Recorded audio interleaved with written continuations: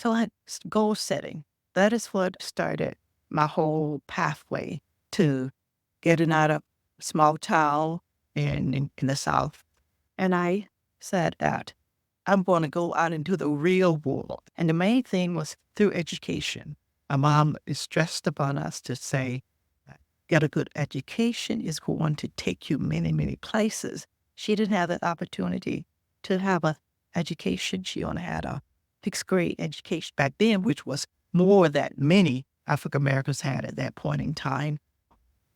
She always stressed, you have to go to school because that's where the learning is. Ask questions if you don't know or don't understand and get the best education that you can. The guiding light, the beacon, go north and get a good education.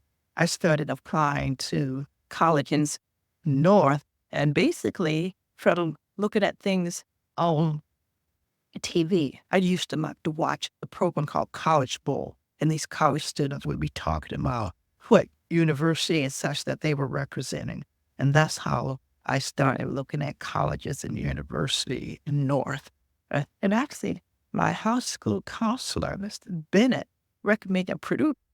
And that's how I ended up at Purdue University for 4 years. So I graduated in 1968. 1968, the number of African Americans that they recruited that year was the highest number that had ever been on campus at one time. I had a goal. I wanted to get a job. I didn't have much experience in terms of what a job or what type of careers that Black people had. They could be teachers because we could see the teachers in our Black high school, J.F. Drake High School. It was built in 59, so it was fairly new high school for us in the Black community. I was valedictorian of my class. I used to like study a lot, read a lot, those types of things that, okay, I want to be as prepared as I can to go out into the real world and knowing that our Black schools didn't have the best of resources, but I took advantage of the advice from teachers, studied. They would provide extra reading lists, things like that to say, you're going to increase your vocabulary. I started working in Dayton, Ohio, General Motors facility there. Wilkes and I continued to date during the summer. We had a like August, we got married on December 23rd, 2 days before Christmas. We said, well, hey, we got the rest of December. We don't have to go back to work until the first week of January. Yeah, it's doable. We can do that. So that was how that started. I got transferred to Flint for Willis Wallace. He stayed from 1972. We left General Motors. Willis took a new career change, gone to Hayworth, and knew 2 young kids. I said, well, be homemaker for a change. It's going to be a new experience for me, getting the kids acclimated into their environment. Moved to Howard in 1980, thinking, well, it's just another stop on my journey. Following my goal was to say, have a job to help care for my family. They had spent a lot of time in my education that I would be able to use that education to better myself, better the opportunity, and show my girls that, hey, if you want to be a career woman, be a mother at the same time, you have to plan your life, have goals in place, being this person, career woman, those types of things is possible. So raising the 2 girls here, Holland, Michigan. I was working at a company.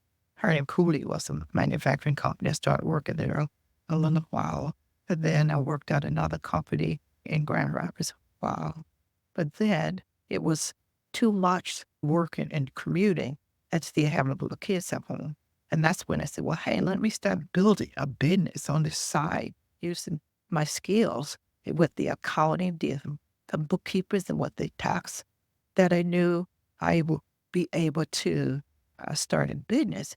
I started the business like 84. I wanted to spend time with the girls when they were in their formative years. So with comprehensive business service franchise that we purchased, I started learning how to provide bookkeeping services for small businesses to be their accounting arm and then building a base of doing individual income tax preparation for the business clients. Those are the types of things that I have done for the past 30 years now.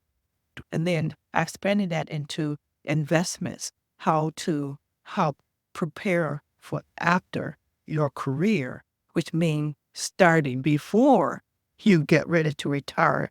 I didn't exactly plan for it to say become a small business owner, but it happened. And I said, okay, I would make the best of this situation. And it gave me the flexibility to be there for my girls when they were growing up, to still continue to provide for them the types of extra. When they graduated from high school, we said, well, if you want to become engineers, and Purdue has someone in finance engineers program, they both applied for us, and I did. Graduated. They were very well prepared. The girls took to heart what I said. Get your education, finish that up, start your family. You can have it all if you plan for it. So getting my MBA, finishing out with a CPA to say that here again, that's going to help me do a better job for my clients. Goal setting for me had been important to get me to the place where I am now, to have a successful business and having successful daughters out into corporate America. It is gratifying to look back. So my word to say, children, there are 5 of them. Thankful. Life is going to happen whether you prepare for it or not. So you have to make certain you have a plan, have a goal in mind. But education has always been the key. And if you have knowledge, no one can take that from you. My mom did say, you need a good education. And she wished she had one, and she wanted us to go out and get an education and have the lifestyle that we want to live.